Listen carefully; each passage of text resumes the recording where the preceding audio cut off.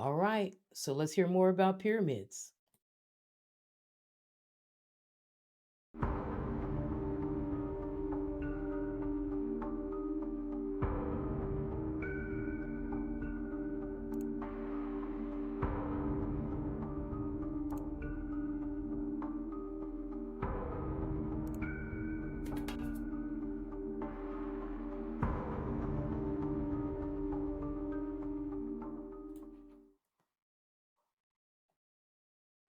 Okay, welcome back, everybody. Welcome back to the Openly Occultic Book Club. We've been reading the Complete Book of Numerology, and repeatedly throughout this book, we've been told that when we get to chapter 10, we'll hear more about pyramids. Very exciting stuff. While you guys are here, while I have your ear, I'm hoping that you can like, share, and subscribe, right? Make sure to like, share, and subscribe to the video. Let me get this thumbnail off the back of this screen and go ahead and throw up our background, right? Our book club background. Yeah, we're excited about this chapter that we're about to jump into. We've went over so many things so far in this book. So make sure you could go ahead and check out the past videos. I have a playlist, Openly Occultic Book Club, Openly Occultic Podcast playlist, and in that playlist you'll find all the previous episodes of things that we ran across while reading this book on numerology. Um, the ruling number, the day numbers, the arrows of individuality, just to name a few. Personal year numbers. We just finished reading about that, right? Because apparently there's a 9 year cycle, a 9 year cycle of change. So you definitely want to check that out. I really enjoyed learning about that because it kind of gives you things that you can do month by month to make sure you're experiencing the whole growth of life, right? Because there's certain things that go with each step and level of growth. The number three vibration is coming to mind because it's the first number on the higher conscious plane. Let's pull up the grid real quick. And one of the first things that comes along with that, right on the mind plane, the number three is the first number on the mind plane. Some of what comes with that, or mainly what comes with that number three vibration, is memory, right? You got to be able to have a strong memory to be able to think, right, at your best. So, to be able to reach clarity, you have to have a strong memory to be able to put together the pieces of a puzzle or patterns, to be able to become conscious and noticeable of patterns. So, little things like that, just learning the vibrations of each number, 1 through 9, and even learning about, what happens when these numbers are compounded, when you have multiple ones or multiple nines and what have you. So, yeah. So we just finished up reading about the personal year numbers in chapter 9. And now here we are on chapter 10. They said we'll hear about pyramids. Well, here we are. Let's go ahead and find out about the pyramids, you guys. Let's dive in, right? So,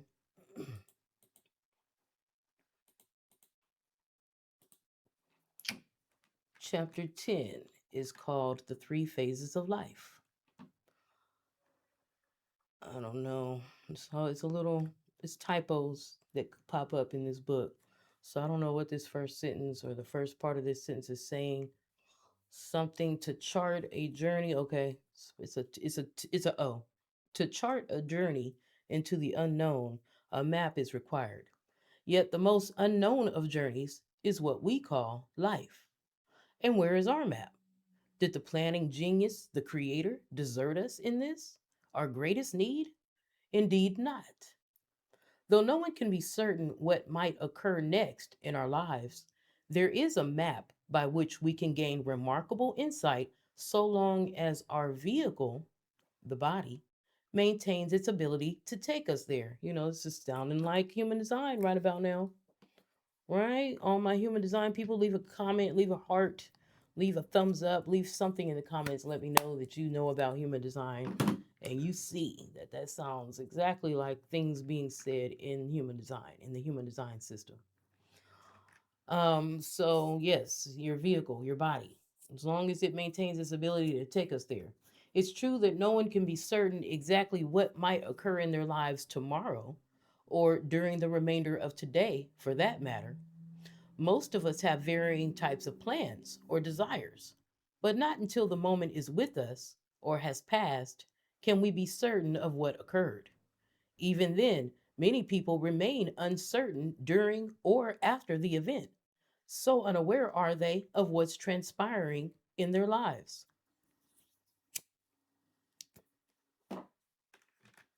The map of our journey is in three consecutive segments. It starts with our birth and is based on that only permanent aspect of our lives, our date of birth, the day on which we started our journey of individuality. However, unlike all other maps, this one has the unique quality of offering no final page. It just keeps expanding so long as we're prepared to keep progressing. Hmm, it's the never ending story, huh? The never ending story. I love that song. I mean, I love that. Well, I love the song too. I love that movie though.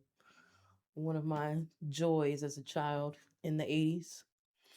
These three segments are known as adolescence, maturity, and fulfillment.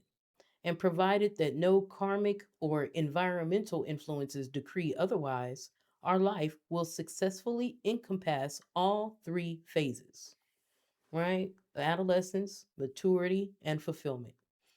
The initial phase, adolescence, starts at birth and prevails through the many changes in bodily development that take it to physical maturity. Now, we know now that the brain is not fully formed until we're about 25 years old. I think somebody said 28, but 25 years old. Yet, we're called an adult by age 18. And there's plenty of things you can't do at 18, like smoke cigarettes, buy alcohol. You know what I'm saying? You can smoke cigarettes, you can't buy alcohol. But, you can join the military and kill other people. So I just wanted to point that out. We have a discrepancy going on between what's real physically and what society or the powers that be decree to be real, right? So at 18, your brain's not fully developed. You're expected to get out the house. Many families, not all families abide by that, but you're expected to leave the house, get a job, take care of yourself. You're an adult now, but your brain is not fully developed until you're 25. So, how many children between these ages, 18 and 25, they're not fully, their brain's not fully developed. They end up in all kind of trouble, all kind of mishaps, all kind of, things that have because they're still children. Really, they're not a full grown adult just yet. Their brain is not fully developed. I just had to say it and put it on the record.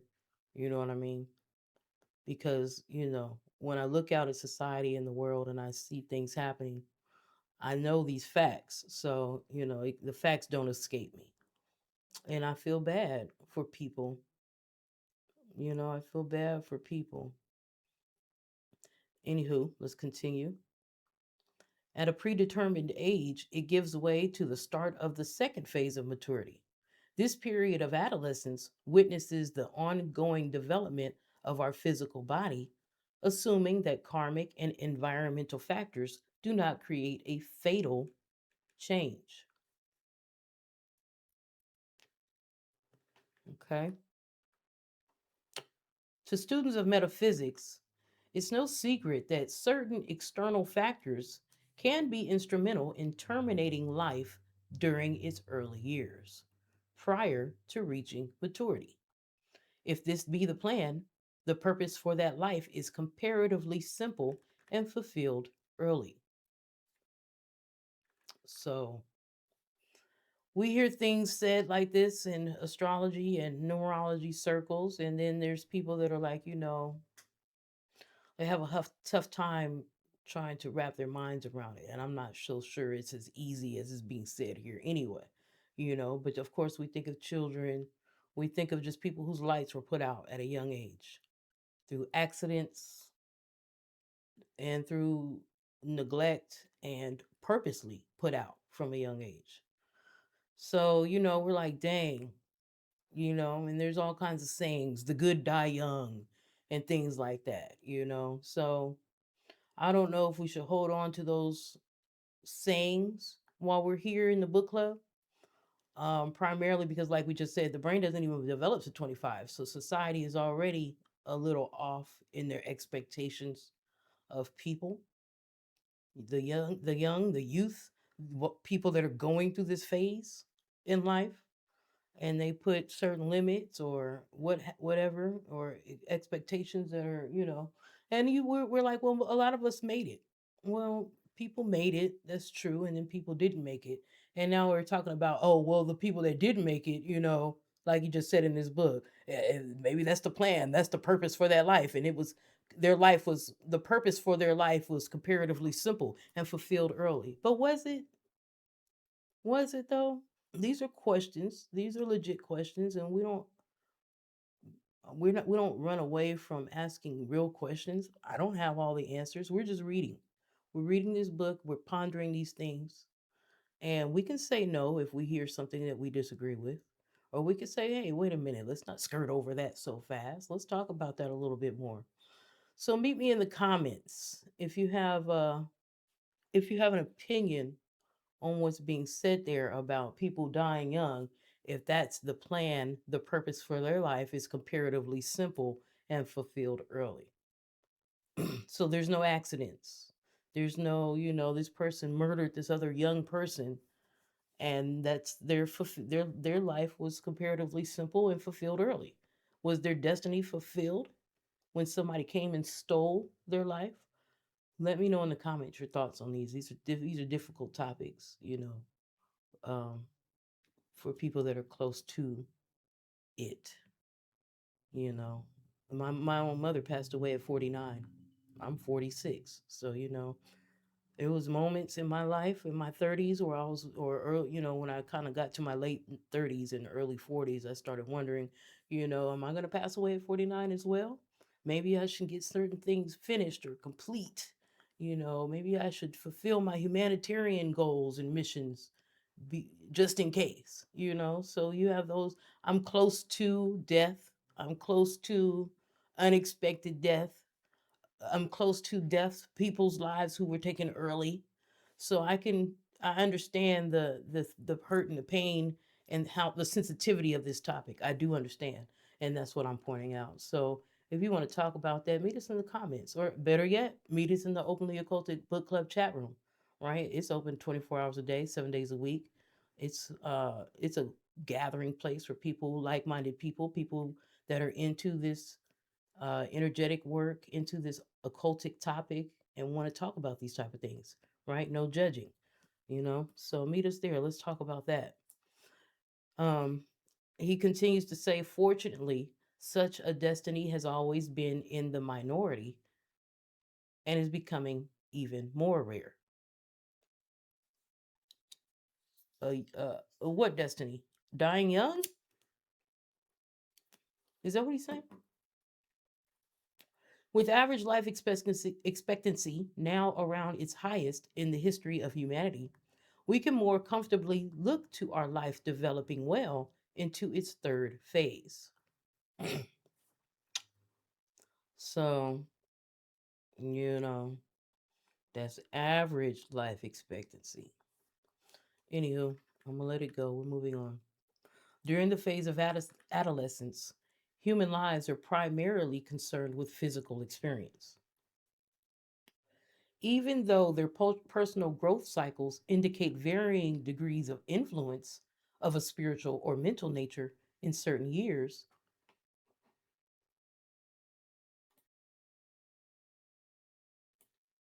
the overriding emphasis is essentially physical. It's through the five physical senses that juveniles become attuned to life, are disciplined, recognize their relationship to and respect for their parents and their environment, attend school, and gain some measure of insight into an understanding of their individuality. Mhm. Throughout their school years, young humans become heavily focused on the physical aspects of life, their own bodies and the bodies of others. The deceleration, the deceleration of physical growth in the latter teenage years is usually succeeded by accelerating mental and emotional activity. This is a period of many hurts and many triumphs, but it brings people to the threshold of real maturity when the physical playground is not longer the sole center of attraction. As they develop better self possession of their emotions, which is key, and that's why we was talking about the brain developing until 25 because younger than that, you're learning to try to control your emotions. That's true, right? You got to learn to be able to control your emotions. Um, so their mind starts to significantly expand its awareness. The person is found to be moving from adolescence to maturity, from the first to the second phase of their life. This transition occurs at the age at which they reach the first peak pyramid, as discussed in the next chapter. I thought we was talking about pyramids in this chapter. Now, don't make me scroll back in this book to show how I was saying, oh, we talking about pyramids in chapter 10, because I will. Chronologically, this will be shown to be as young as 25, okay, or as old as 34. All right, so actually, you know, actually, you don't really reach an adult from stage brain development and emotional self control from between the ages of 25 and 34. 34? Yes. And there's a lot of people on the internet, especially Twitter, complaining about how immature some of these early 30-year-olds are, or in their late 20s and they're immature. Right. And don't think anything's wrong with them. There's nothing wrong with them. There's something wrong with your expectations of the body, what's natural. You know what I mean? So, hey, but all I can do is just sit back and shake my head. Nobody wants to hear that. They don't want to hear it.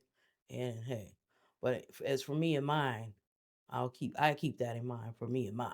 You know what I mean? But as far as everybody else, very few people want to acknowledge and deal with that fact because society says you need to get out the house and create your own life at 18 or 21.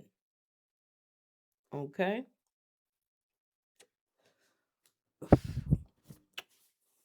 Yeah. Essentially a period of mental activity.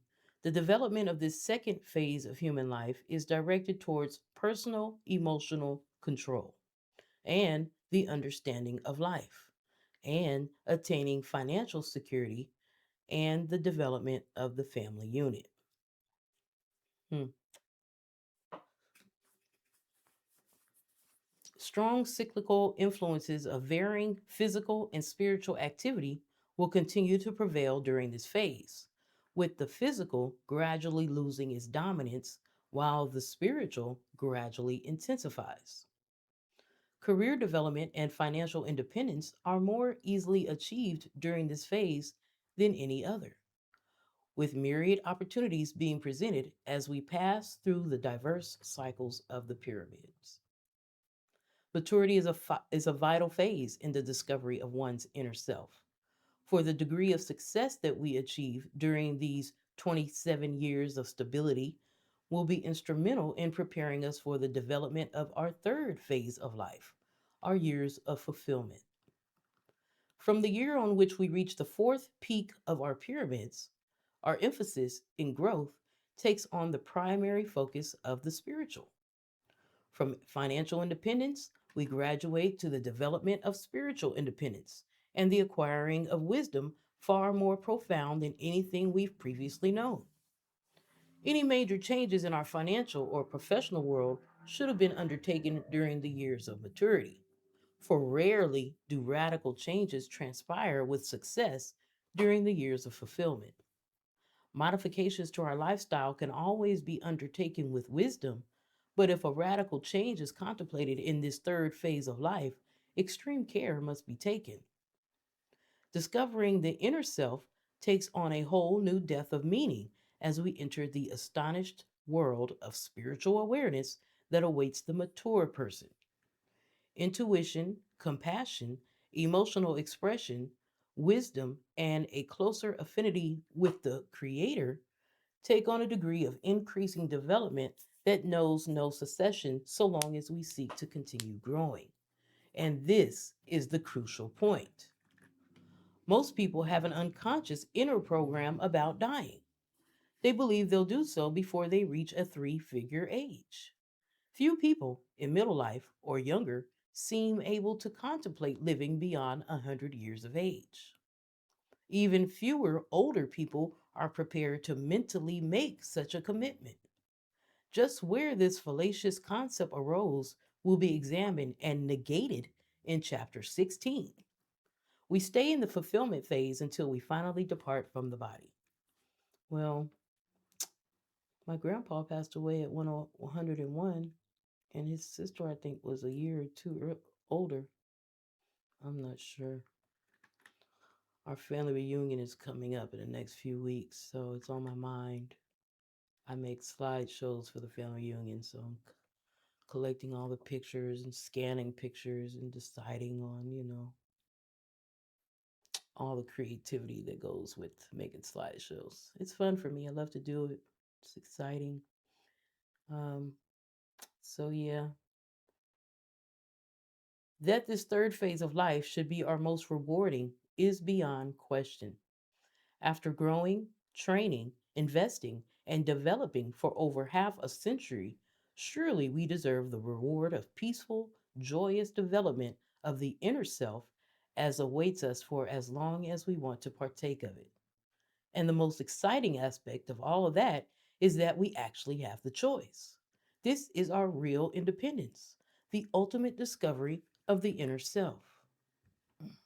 Hmm, okay. Well, here we go. Now we get to hear about the pyramids.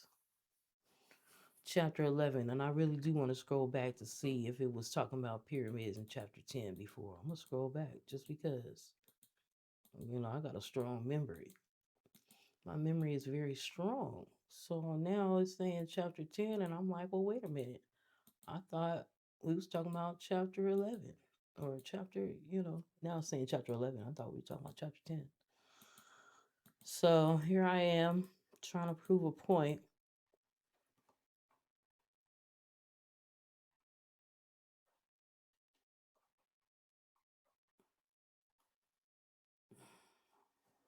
So you'll bear with me. You will be bear with me, right?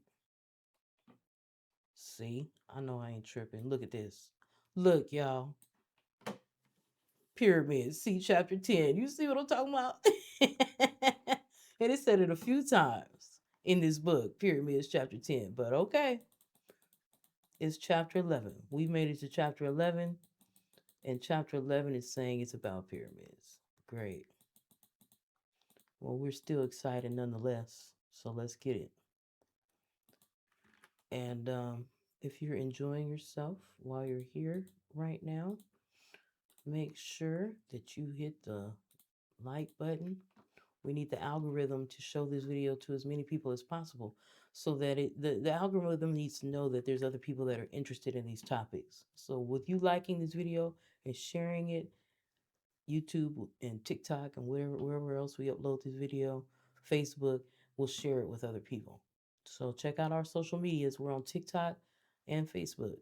And Instagram as well, but I don't really upload these videos on Instagram.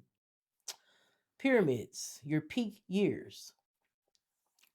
Pyramid building started in Atlantis, and it migrated east and west, inspired kings, priests, and the Magi for millennia, and gave rise to this unique form of architecture that, even today, is emulated in the designs of certain hotels and other public buildings. Central and South America, as well as Egypt, are home to extant pyramids to which millions of tourists make a pilgrimage every year. What's so special? What's so very special about this form of construction? Evidence suggests that when Pythagoras studied in Egypt for 22 years in the early 6th century BC, he came to understand the nature and purpose of these gigantic peaked structures that were so highly revered by his mentors, the priests, or highly revered, right, by his mentors, the priests. Years later, when he was to formulate his profound teachings on life, Pythagoras reverted to these same pyramids as symbols of maturity. Hmm. To the ancient masters, pyramids have profound significance. Symbolically, they represented the human's aspirations towards their creator and to ultimate perfection. Materially, they were constructed to attract and focus enormous power as well as to perpetuate the secrets of eternal life. I seen a video earlier this year, late last year, showing that, there's talk that pyramids were ancient nuclear power stations or something of that matter. I'm gonna see if I can find a link to that video. I don't know, but you could look it up. There's a lot of talk, and it's not new talk. This is not new talk. They're saying that pyramids were ancient nuclear power stations or power plants. And then, of course, you have meltology, showing that the pyramids were melted structures. It was an ancient technological site, and something happened, an X factor event, they call it. It might have been a nuclear bomb or something. Something happened, and these structures are melted actually, in so many ways. I love looking into meltology. I haven't made a lot of time for it lately. But now that we're here in this book talking about pyramids, I'm just throwing these things out there. And if you guys know about meltology, let me know in the comments, right? I like to stay abreast of news and information coming out, right? I got a lot of mercury in my makeup. So, it's a lot of communication going on. Let's see. To the ancient masters, pyramids had profound significance. Symbolically, they represented the human's aspirations towards their creator and to ultimate perfection, right? Materially, they were constructed to attract and focus enormous power, right? So, power plant, I don't know, as well as to perpetuate the secrets of eternal life.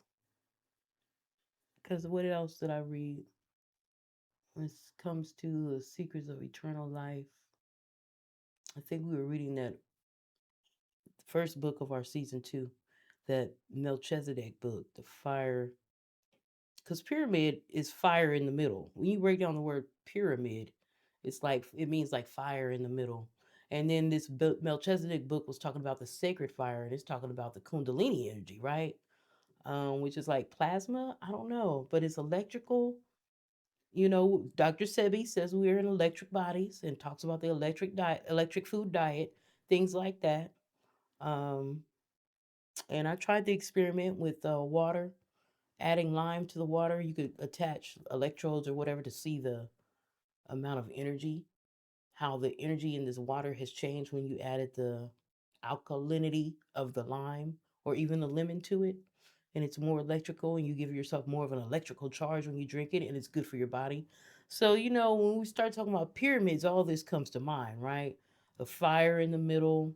Kundalini energy is the fire in the middle of each of our human bodies, and plants and animals, they too have Kundalini energy. Um, so, just knowing that pyramid is fire in the middle, it says here it was giving us, secrets of eternal life and things of that.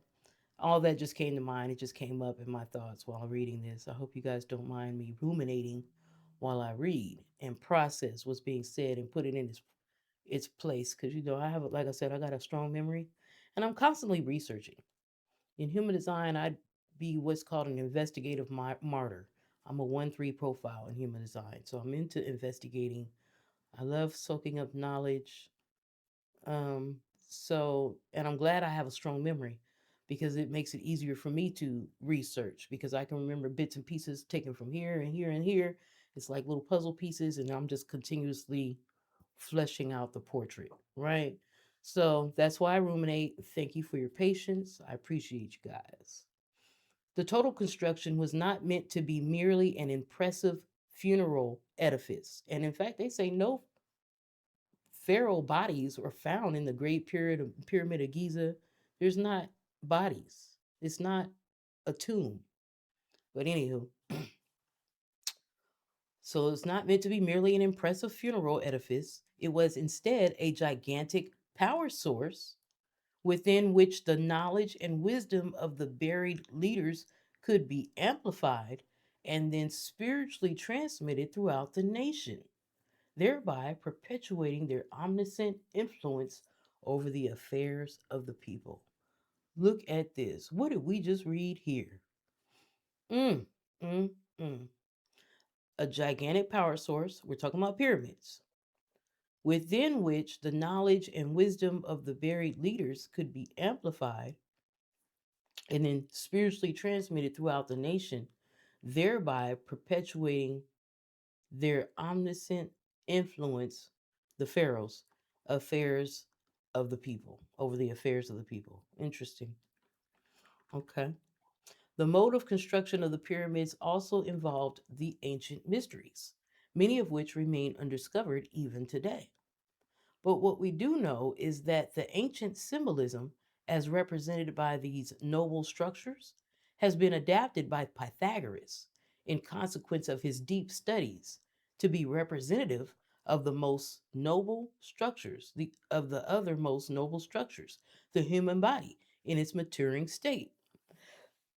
Man, I posted a video on my other YouTube page, but I collaborated, so it's also showing on the CGH News web YouTube channel. Brother Sanchez um, talking about AI and Jesus and symbolisms. And I brought that up because it said at the beginning of this paragraph, the mode of construction of the pyramids also involved the ancient mysteries, many of which remain undiscovered today. So I think Sanchez says a lot and does a lot. He calls himself um, a syncretist. He calls himself a syncretist. I think he does a lot into solving a lot of these mysteries. So they say that these mysteries are undiscovered, but I think Sanchez is one who is discovering. And I just want to say that because this topic is definitely synchronizing and just kind of like bringing to mind things that Sanchez has said. So if you want, go ahead and check the channel. There's a well, they took Sanchez's YouTube channel down for a little bit. So I had this video in my collection, in my archive. So I just went ahead and uploaded it because I want people to still be able to think about these topics and hear what's being said and make their own decision. So his channel's back up, but I kept the video up because why not? People are watching it and more people are learning about it if they hadn't known about it before. So go ahead and check out the video. It's just Bro Sanchez. It's not me. It's just his 6 hour video. It's a long video.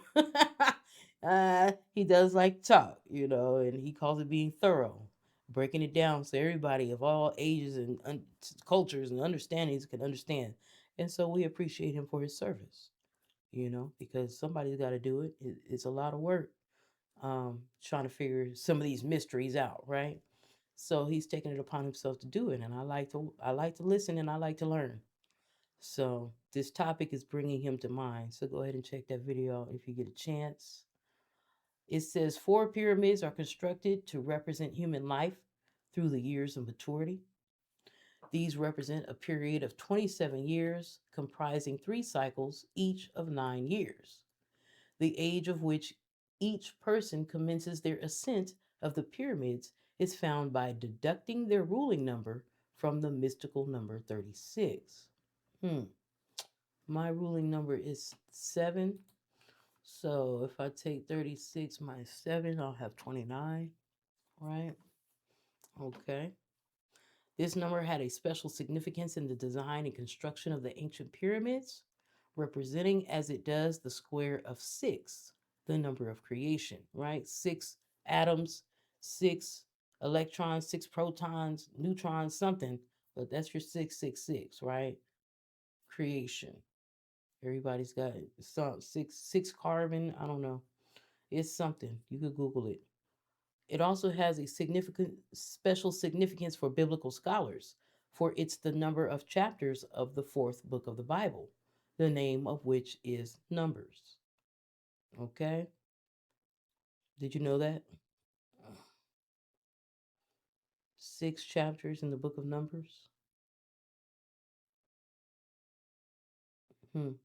By using the number 36, we're always assured of each person reaching their pyramid peak in their personal year of 9, the year of change. Not by chance do these profound eventualities occur. Wow, that's interesting. To illustrate the construction of the pyramids for human birth dates, the following step by step method is offered.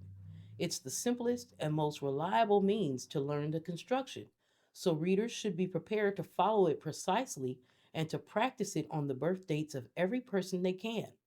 For convenience, I've chosen the birth date of Queen Elizabeth II, April 21st, 1926, as the example. So let's look into it. Step 1. That's how you go about yours. I was born June 19, 1980. So, step 1, reduce the birth date to single digits for each of the three factors: month, day, and year, ensuring that they're kept separate. Then place them in order as just described. The month placed first because it has the least strength of the three numbers. Thus, the month in our example is 4. The day is reduced to 3. 2 plus 1 equals 3. And the year is reduced to 9. 1 plus 9 plus 2 plus 6 equals 18. 1 plus 8 equals 9. The three numbers are then set out as follows, forming the base numbers upon which the pyramids are to be constructed: 4, 3, and 9. Okay. Man, I'm going to have to come back and tell you guys what my stuff looks like, right? Build the first pyramid based on the first two numbers as follows. Here's your 4 and your 3. When you add those together, you get 7. I see that. The peak number for this pyramid is found by adding together the two numbers at the base of the pyramid and, if necessary, resolving them to a single digit. But in this example, it's already a single digit. 7 is therefore placed inside the peak, unchanged. If the base numbers were 7 and 8, the peak number would be 6. The total of 7 and 8 resolved to a single digit, right? We get it. We get it. Because that would be what, 15. 7 plus 8 would be 15. You got to reduce it down to a single digit. So that would be 5 plus 1, meaning 6. All right. Now, step 3 is build the second pyramid on the second and third based numbers. Mm-hmm. I see it. The peak number for this second pyramid is found by adding 3 and 9, the numbers of the base. These total 12, which has to be resolved to a single digit once again by adding 1 and 2. Thus, the peak number for the second pyramid is 3. Hope I'm not moving too fast. We can see how this is, right? Step 4, build the third pyramid on the two existing pyramids, right? The peak number of the third pyramid is the total of the first and second peak numbers, right? This is also resolved to a single digit, except if the total is 10 or 11, in which it remains as these full numbers. Our example shows that the queen's third peak number is 10. Step 5. The final pyramid is built around the other three because its base numbers are the first and third, 4, and 9 in this example. Say it again. The final pyramid is built around the other three because its base numbers are the first and third, 4, and 9 in this example.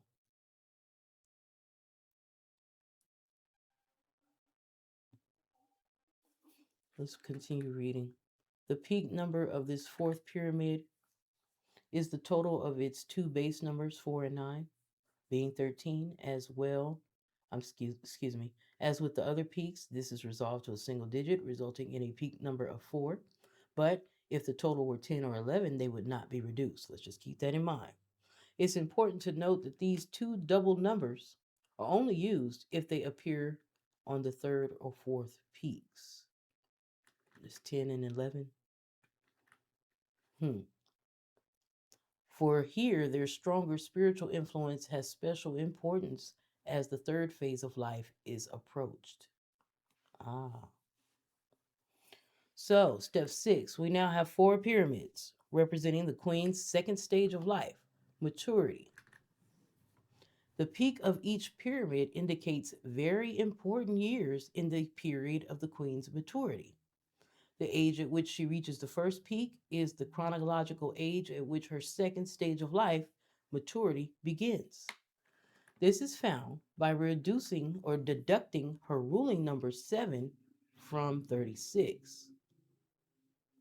Thus, the age of 29 is placed adjacent to the first peak, together with the year at which this age is reached, 1955. Okay,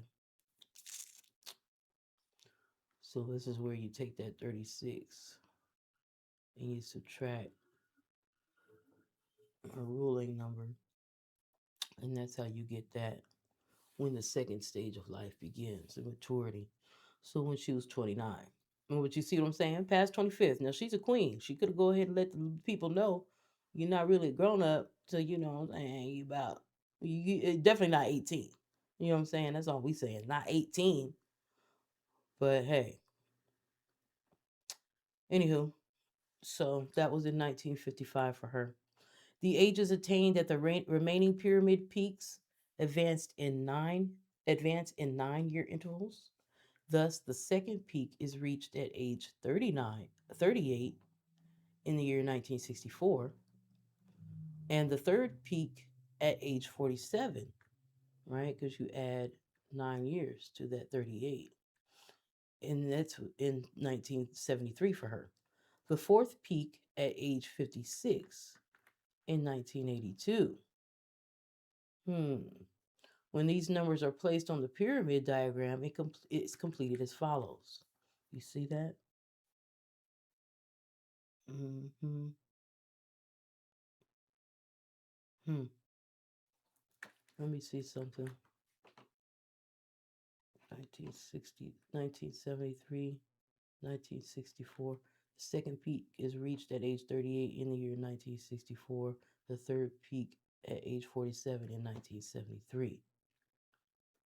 I'm sorry, the third peak at age 47 in 1973.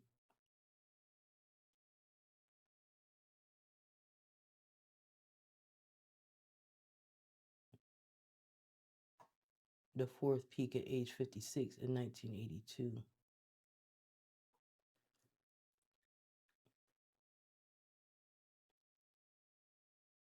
Okay, got you. I like to, it's all symbols, so I just like to look at it and process it and let it soak in and what have you. As an exercise to ensure you completely understand this important method, take a large piece of paper and write on it the birth date of Prince Philip, June 10th, 1921. Now close the book and set up the diagram of his pyramids. Then check to see how much you've learned. Okay? Here's the complete birth chart and the pyramids for Prince Philip. Right? June 10th, 1921, and all that together is a 20. That's a life number 2 by way of 20, right? Mm-hmm. We see his square down there. Yes. So now here at the bottom, we got 6, 1, and 4.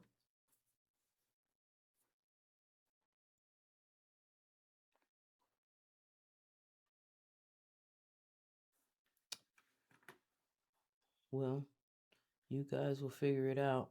I'm not writing anything down for now. We're just looking at it. I'm going to have to come back because we're not going to take up all the time. But I hope it's soaking in for you. If your efforts did not result in an identical diagram, it's suggested that you recheck your methods step by step. It's important that these methods be thoroughly understood before further progress can be made. We must also be certain of the year that each pyramid starts and the ages at which people of each ruling number arrive at their peaks. The following chart illustrates this for those who do not wish to do their own calculations. Now that we're familiar with the setting up of the pyramids, let us learn what they have to teach us. The most important set of numbers to be considered are the 4 peak numbers on the pyramids. Ooh, this is about to get interesting. We're going to wrap it up for now. That was quite a lot of information. I want you guys to do your pyramids, right? Make sure you do your pyramids and meet us back here for the next episode. I'm going to finish this video, write out my pyramids, and then I'll be right back actually. So I want you guys to do that.